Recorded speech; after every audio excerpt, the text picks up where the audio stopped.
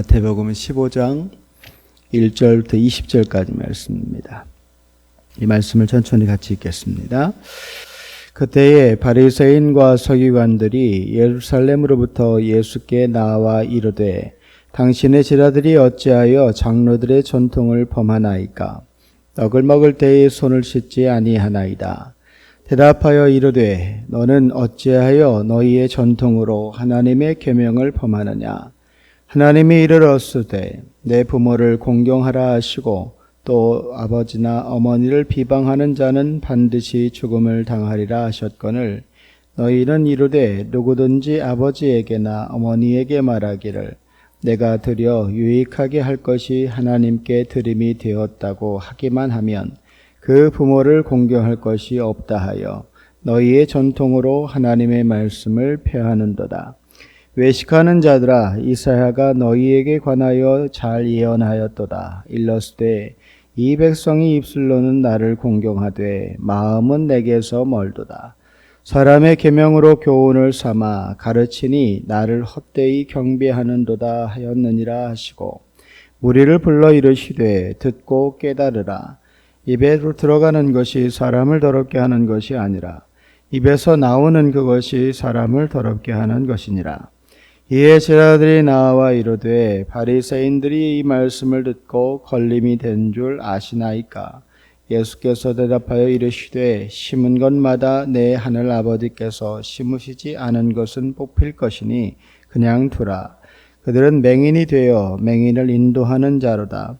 만일 맹인이 맹인을 인도하면 둘이 다 구덩이에 빠지리라 하시니 베드로가 대답하여 이르되 이 비유를 우리에게 설명하여 주옵소서.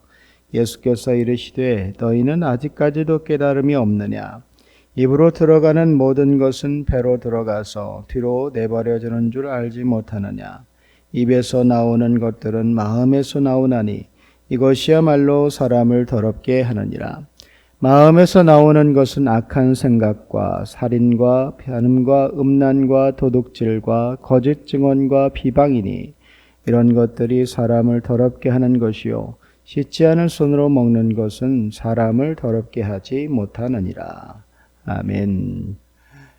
6월이 시작됐습니다. 이제 제법 더위도 올 테고 또 내일이면 이 나라의 새로운 대통령이 선출돼서 이 나라에 여러 변화가 찾아올 겁니다.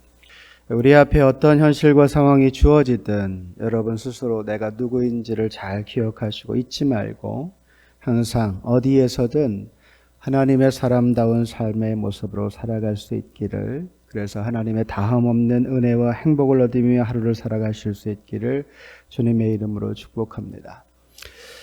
복음서 가운데 등장하고 있는 예수님의 말씀을 이렇게 가만히 들어보면 그 말씀의 깊이를 측량하는 것이 참 어렵습니다.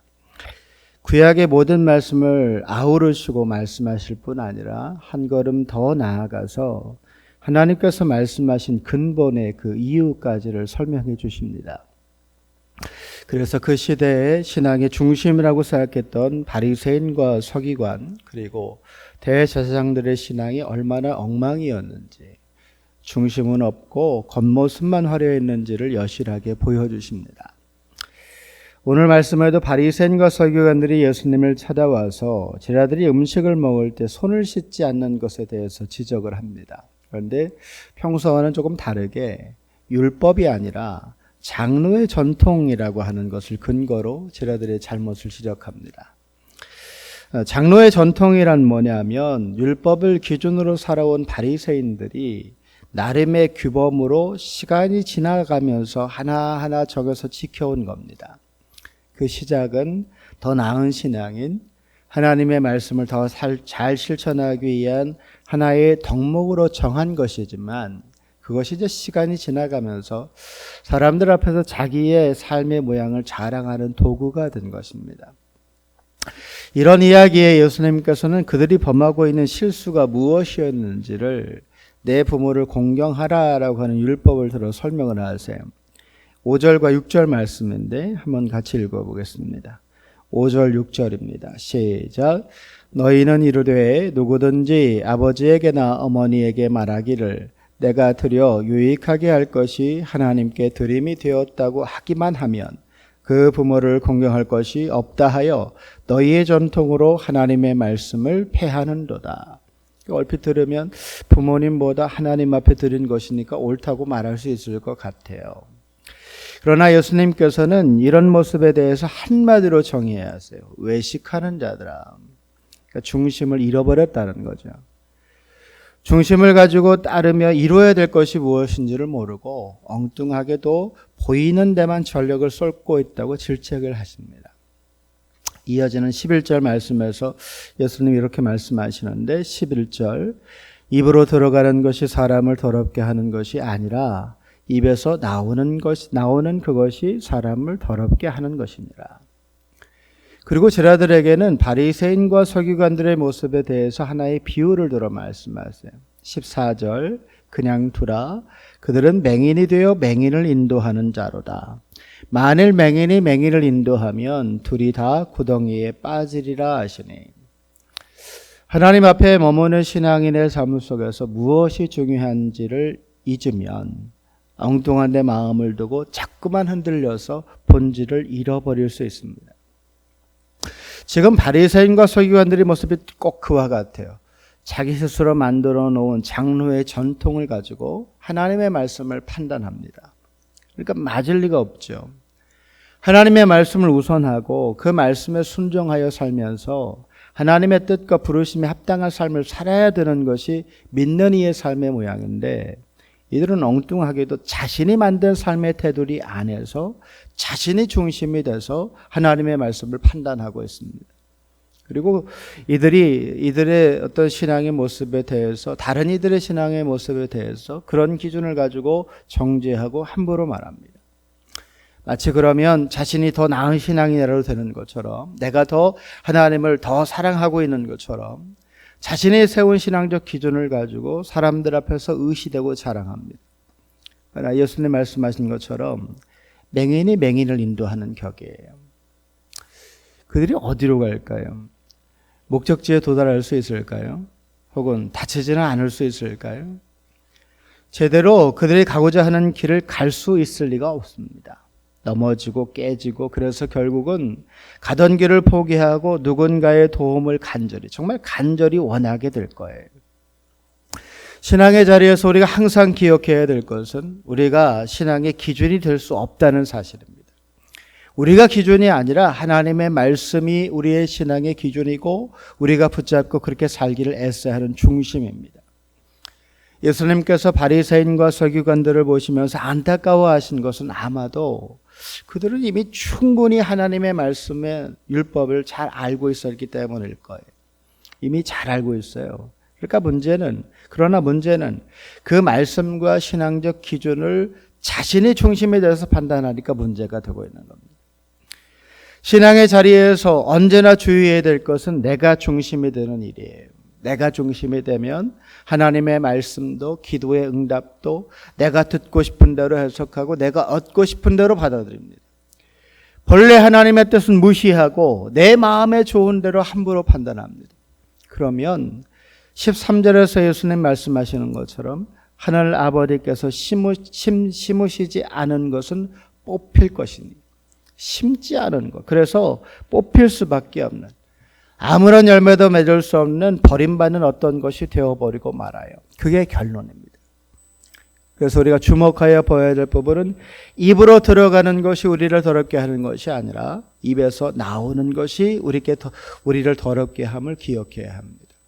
18절 입에서 나오는 것들은 마음에서 나오나니 이것이야말로 사람을 더럽게 하느니라. 입에서 나오는 것은 마음에서 나온다. 참 두려운 말이에요. 입에서 나오는 건 마음에서 나온다.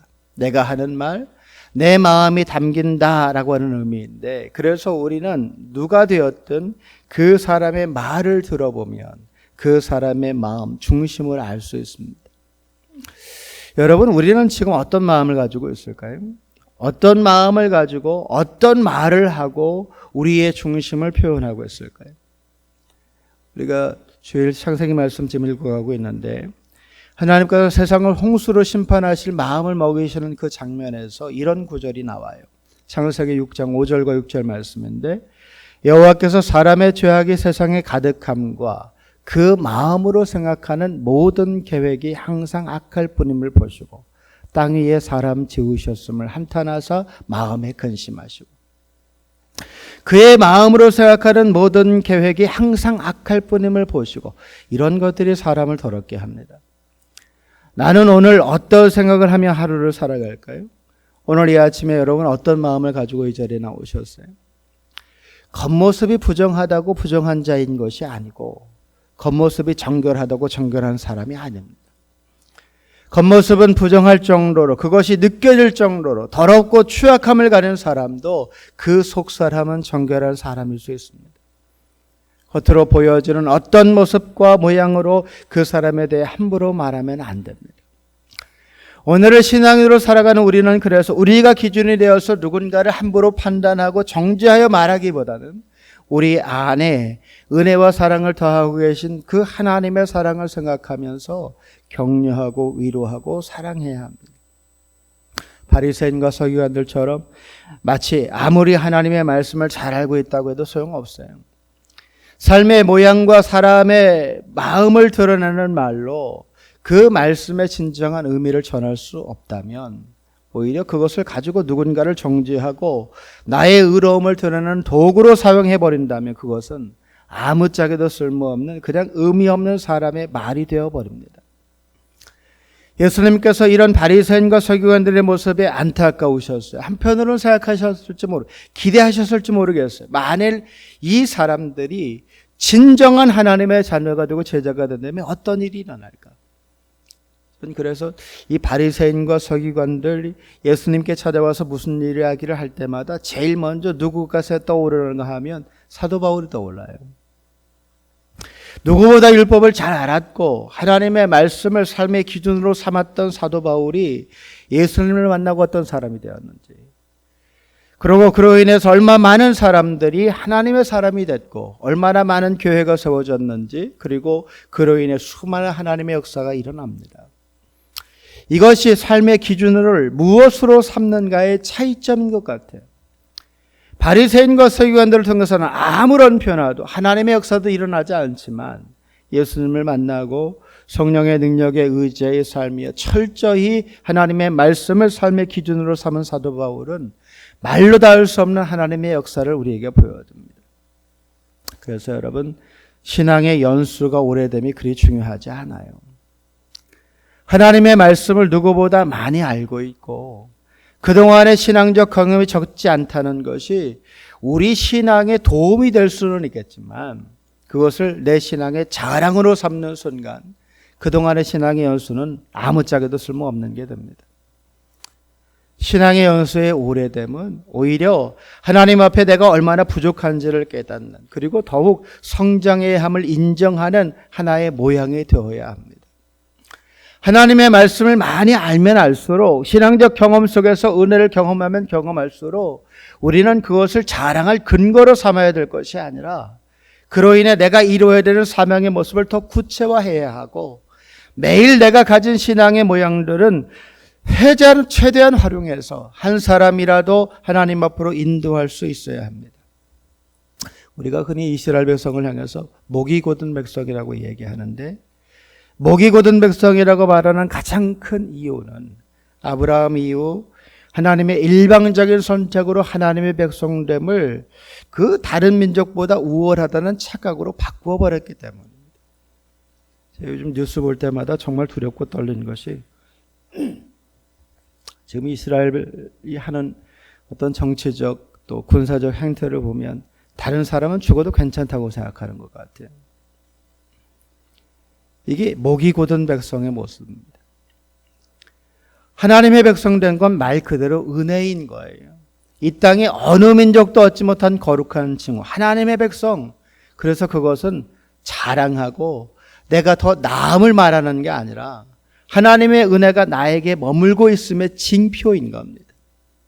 여러분, 오늘을 살아가는 여러분에게 여러분이 가진 신앙이 자랑이 아니라 하나님께서 여러분에게 은혜 주심에 감사하고 오늘도 변함없는 모습으로 내 삶을 이끄시는 그 하나님의 동행하심을 기뻐하는 하루가 되기를 주님의 이름으로 축복합니다.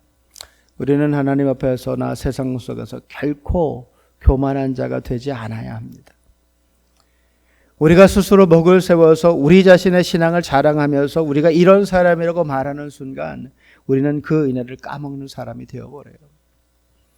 그 은혜는 내 입에서 그냥 사라져버립니다. 아무리 큰 은혜를 경험한 사람도 그것을 자랑하고 그것을 내 것으로 삼는 순간 여러분 그것은 하나님의 은혜가 아닌 게 되어버려요. 6월 한 달 여러분에게 어떤 삶의 모습이 주어질지 모르겠지만 어떤 인생의 순간이 여러분에게 다가올지 모르겠지만 어떤 순간에도 그 모든 하나님의 은혜에 감사할 줄 알고 그것으로 덕을 세워갈 수 있는 여러분 모두가 될 수 있기를 주님의 이름으로 축복합니다. 함께 기도하겠습니다.